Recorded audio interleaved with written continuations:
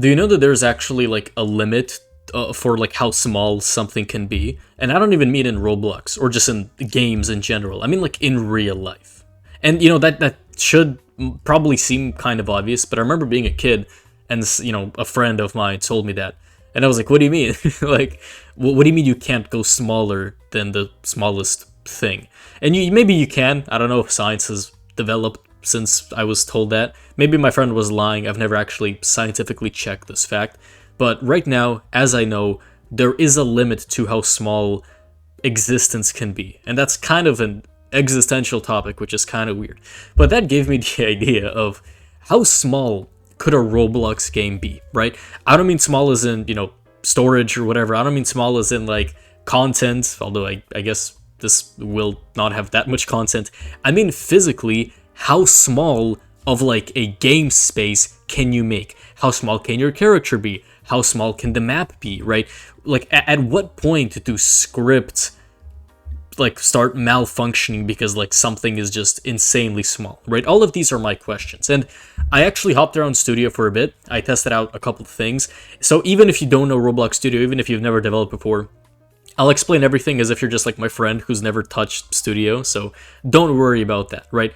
All that I want to show you is just how small a Roblox game can actually go, right? So the very first thing that I did while I was playtesting is I actually went ahead and played my character, right? As you can see right now, my character is, fairly big for a Roblox character. The map is fairly okay. Everything's fine. Everything's properly sized. But then I was like, okay, how do I take this character and make him really small, right? What can I do? Well, so that's exactly what I did. I took my character, I enabled, the scaling mode, I held shift, and then I just kind of did this, and then my character just automatically got smaller, right? And this is really interesting because I was like, okay, how lower can I take this? How much smaller can my character become?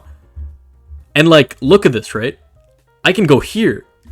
It's still letting me do this. Yeah, but I could honestly keep on going, right? My accessories keep on being messed up, but like, yeah, look at this. But the thing is, even like accessories aside, it still like lags out weirdly. Like, you see it jittering whenever I move. So that's a small problem, right? So I was like, okay, let's maybe increase the size by like this much. Yeah, like this seems fine. So the scale of this is now 0.008, okay? So let's just keep this number in mind. I'm just going to copy it just in case. And if I were to actually revert the scale back to its original form, we would get, I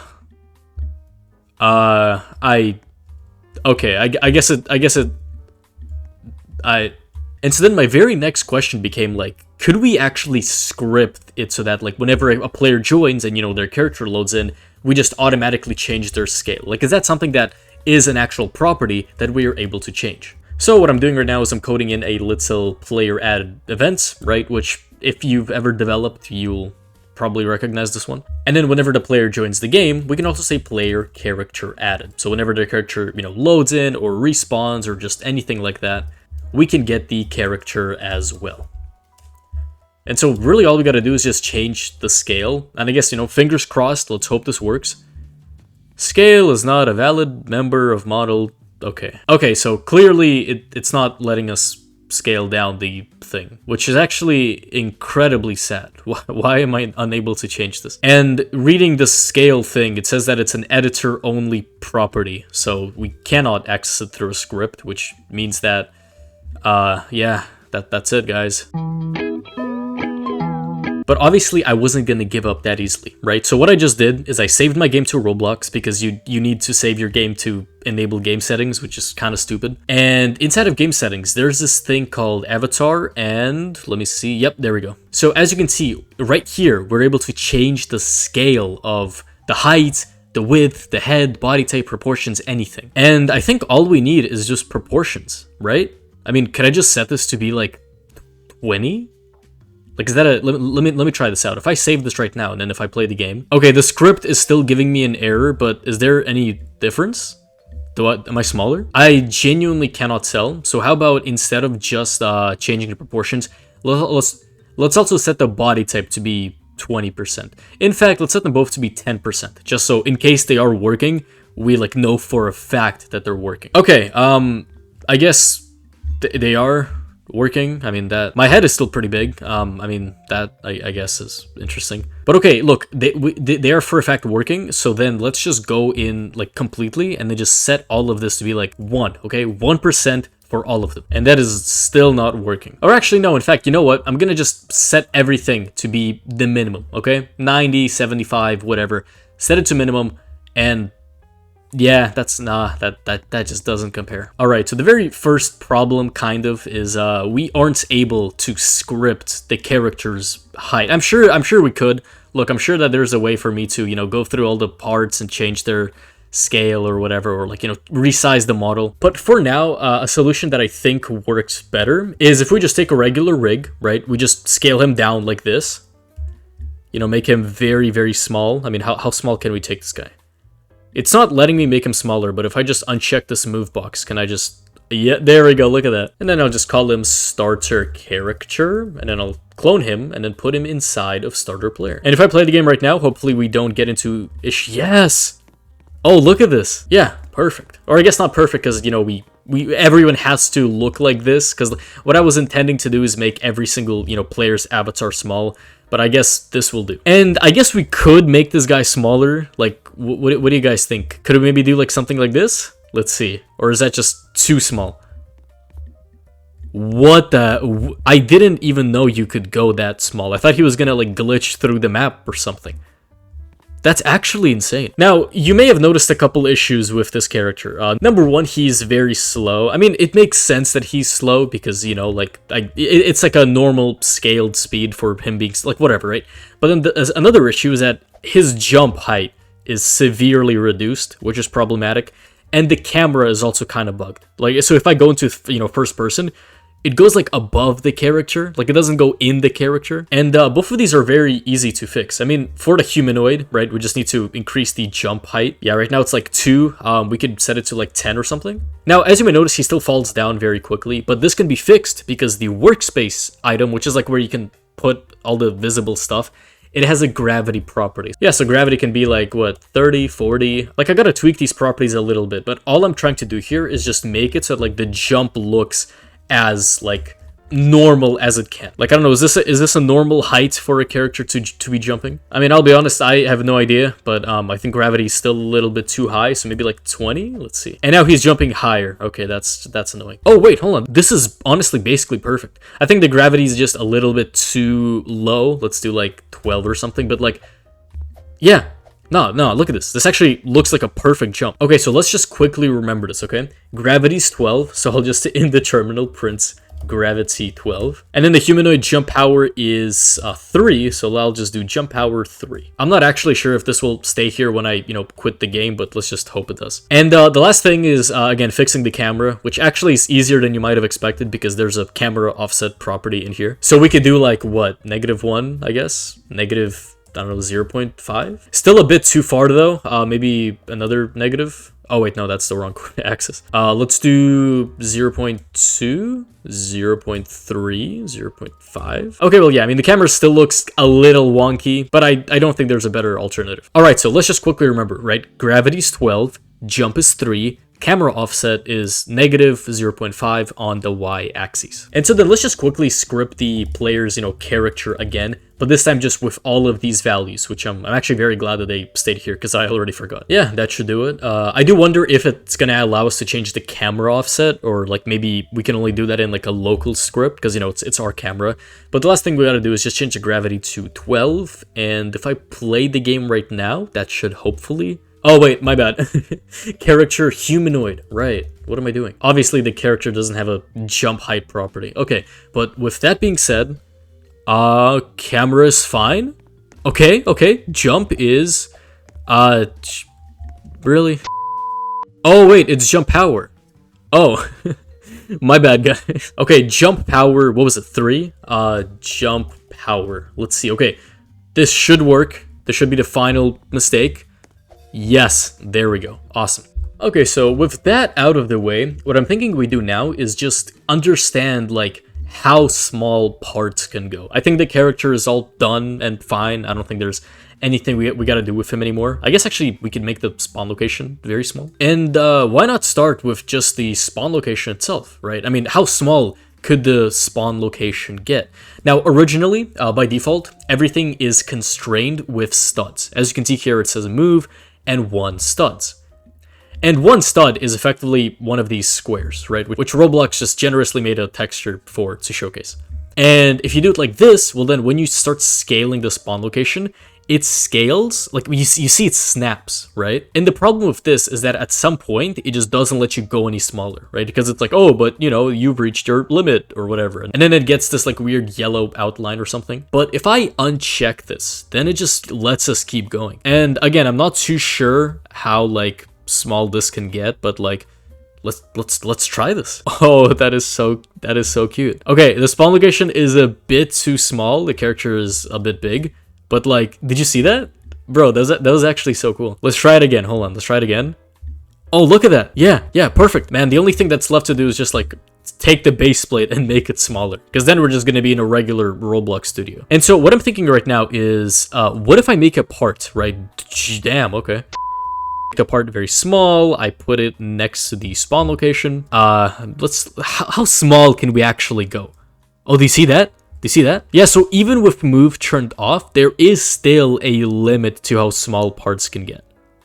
Now look, okay, I think that the spawn location, the way that it is a good size, so I don't want to make the parts too small. Because yeah, I know we're trying to make a smallest Roblox game or whatever, but like, you know, you can't go too small, it just ends up looking bad. And I think this should be a good part size. I mean, let's try running the game and just seeing if there's any like physics issues. No, there isn't. Okay, that's good. I guess my next question then is, are there any scripting issues with this? If I say, for example, script.parent, which is, you know, the part, dot touched, okay, so whenever the part gets touched, we'll connect that, we'll make a brand new function for it, and then we can just print the parts that touched this part. So my reasoning for this is, number one, like I said, I want to see if the scripts work. I'm just interested if there's any weird thing. Base plate, it prints it. Yeah, you see that? It printed base plate twice. So it somehow touched the base plate twice in a weird way. But if I were to go and touch the part, okay, yeah, so it's printing left upper leg, left foot, whatever. Okay, so collision still work, script still work. I thought that maybe because it's very small, there might be some like issues, but this actually is fine. Yeah, I'm not too sure what I was expecting, but I'm glad that this works. And just to make sure, I just made this quick little script, which is just a 10-second animation of it becoming invisible. So let's just see if it does that, okay? It should. Let's see. And okay, awesome. So that works. Animations work, collisions work, scripts work. Very good news. And yeah, I mean, knowing that, I think we're honestly ready to start making the game. Or actually, I guess let's position the spawn location back to where it was initially, like so. So what I'm thinking here is just a small little tower, obviously small, right? So it's going to be a part that's like connected with a rope to another part. And it's going to be like a parkour tower where you jump from one platform to the other and, you know, try to avoid like tilting them with the ropes or whatever. I know that probably made little sense, I just realized how poorly I explained that. But all you really need to know is just like how we're gonna build this thing. But like, bro, dealing with small parts is very inefficient. I'm pretty sure Roblox Studio wasn't made with this in mind. So I think what a better alternative would be is just to make it normally and then just scale it down to make it small. I mean, that probably is what came to your head. But like, I don't know, I've just been dealing with like these small things for so long that I'm just like instinctually trying to make something small. So yeah, I guess let's just make a model. Let's call it, I don't know, small tower or something. And let's just start and create. While I build this thing, let me show you exactly what I have in mind, right? The basic idea here, and I just realized they're not in the model. The basic idea here is basically I want to have a bunch of platforms which are held up by these little plank things. So like, let me show you, right? We're gonna have a plank over here, right? And then what I'll do is I'll have another plank, but like somewhere over here, right? Like, I don't know, this big. And what is then going to happen is that I want both of these to be connected with a rope constraint. And so yeah, after making some attachments and making the rope visible, I am curious right now, how would it work if we actually scale this building down? Like, will the rope still work? Will the physics be messed up? I mean, if I run this right now, Okay, that's on me. I forgot a tiny detail that these parts are supposed to be anchored. Yeah, look at that. Yeah, so the physics on the rope work. Everything is in low gravity, so that's why it's like very slow. The length of the rope should also be a lot longer than it is right now. I'm thinking we'll make it like, 20 is too long, 18, I don't know, 12? Okay, 12 seems like a fine length. Let's see. Yeah, okay, awesome, perfect. And all I need to do now is just take this tower and, scale it down? Okay, look at that. Okay, so the rope looks fine. If I go to the rope constraint right now... Oh, wait, look at that. Okay, so its thickness is less than it was before, and the length is 2. But then if I undo what I just did, the length is 12, and the thickness is 0.1. Okay, so the rope also scales with the... That's actually so interesting. I actually didn't know that it did that. Like, I thought that it only scaled, like, parts, stuff, and everything. That's actually really cool. And so, yeah, okay, if I just add this over here and play the game, I really hope that the rope physics will work, because I don't have any other good ideas. Okay, it's kind of it's kind of difficult, but yeah, exactly. See, this is what I'm saying. So we're just gonna have a bunch of platforms like these, where you jump from one platform to another, to another, to another, and you just keep spiraling up like a giant tower. A few moments later. Obviously, I made this nice looking tower where I actually quite like how it turned out. So we have these platforms, right? You jump from this one, this one, this one, this one. Then you use this part that, you know, it was holding the previous platforms to then jump here, here, here, here. And then it just repeats. I'll be honest, this wasn't intentional. I got to this point and I'm like, wait, like these are in the way. But then, I don't know, I guess this can be considered like an easy part of the tower or whatever. And so yeah, the player does this twice, then they move over here, they go onto this part, which is considered like the end part. I just quickly scripted some stuff, which you can, you know, pause and read if you want. I basically just added a score for every single player, and whenever the player touches the part, I just give them the score. All of this extra complicated code is just there to ensure that if the player, let's say, touches the part with like 2 legs or something, that they don't get 2 score, because that happens sometimes. So yeah, like I said, you could read over this if you want, but I will add the end part into the model because it's not there for some reason. And if I run the game, let's see, is everything okay? Yeah, okay, nothing's falling over, nothing is breaking down. I think that's a very good sign. And yeah, so really all we need to do right now is just take this tower, make it as small as we possibly can, which, let's see, how small should we actually make it? All right, I mean, this is where I'll have to tweak the size a little bit, but like, what do we think? Is this fine? Let's see, if I were to run the game right now, okay, awesome, perfect. So now all that's left to do is beat the tower, which is easier said than done. Damn. Because what I want to do is I want to make this into like an actual like game. And I'm not saying that in the sense of like, oh yeah, this is going to be a new mainstream hit or whatever. But you know, I'll actually turn this into like a playable game. Like I'll have this linked in the comments, hopefully, if I don't forget like last time. And yeah, I genuinely don't know if this is possible. No, like, okay, no, I'm sure it's possible. I'm sure there's a way around this, because this isn't a very well-designed tower, because you can just jump to the second one and skip the first one. Am I doing something wrong? Should the jump be a little lower? I'm actually very curious. What if I just set the jump power to be like 2? Actually, no, that's a little too low. 2.5. Damn, that's yeah, so sadly it's Oh, wait. Yes. Okay, wait. First part's done.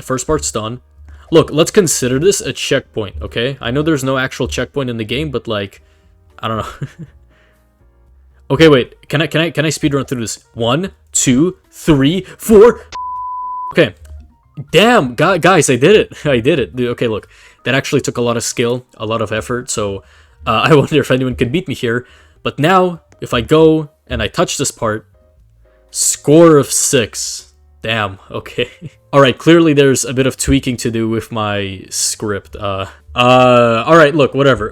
It's gambling, okay? It's gambling. So if you touch the thing and you get more points than the other guy, you got lucky. You're God's favorite, and consider it divine intervention, okay? You were blessed, you can have more. Why did I delete the script?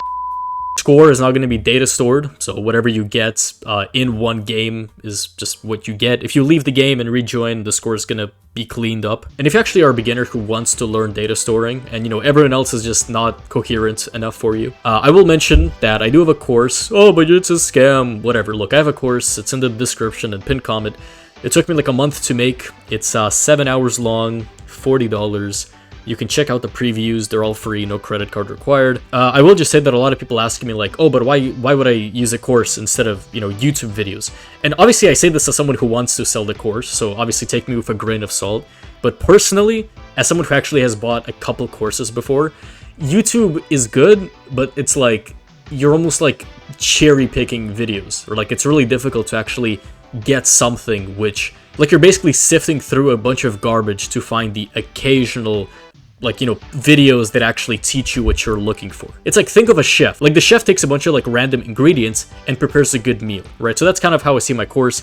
I take a bunch of concepts and I like put them in a way which like I would expect a beginner to understand. Because look, I was a beginner at some point like 2 years ago. So the entire course was made with previous me in mind. So if you're someone who likes my teaching style and you think I'm very amazing and charming and hot and everything like that, then do check the course out. But look, the very last thing that I want to do, enough glazing my course, is what if, just for a split tiny moment, I remove this starter character. I just put him inside of storage or whatever.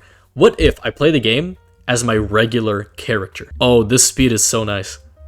Okay, immediately I'm so much bulkier and faster than usual. This is like, it's like a breath of fresh air, damn. Yeah, look at that. So we were on that. Wait, what happens if I touch the part? Let me see. How much score do I have? 3 scores? Guys, I'm winning. I'm doing it. I'm winning the game. Actually, you know what would be even better? What if we make like a stand for this, right? Like, I don't know, because it's just on the ground. That's a little weird. But what if we actually give it like a little platform? Like almost make it like a snow globe in a way, Okay, so I just made almost like a cage, if you will, like a terrarium for all of you guys. So if I were to play the game right now, it just spawns me in here inside of this glass. Yeah, how cool is that? Bro, look at that. It's just a bunch of people in this like tiny glass cage. And actually something that would be really cool to implement is like maybe like a setting where like you can turn big, but like you get spawned like outside of the glass, Like, I'll think about it, but that seems like a really cool feature to add. Yeah, like, I don't know, some button where like you press it and then it like turns you big, and then you press it again and it like respawns you and turns you small. You know what? That actually would be such a fire addition to the game. So yeah, what I'm gonna do is I'm gonna publish the game, okay? I'm gonna link it in the pinned comment, I guess. And while I could show you how I'm gonna script, the change where like you can turn big, this video is already long enough, so you probably don't want to see me script some random stuff. But like I said, if you do, and if you're a beginner, and if you found these videos really helpful, like I said, I do have a course, which I spent a month on, which is 7 hours long, which you can find in the description and the pinned comment. As always, we are back to basics. Thank you for watching.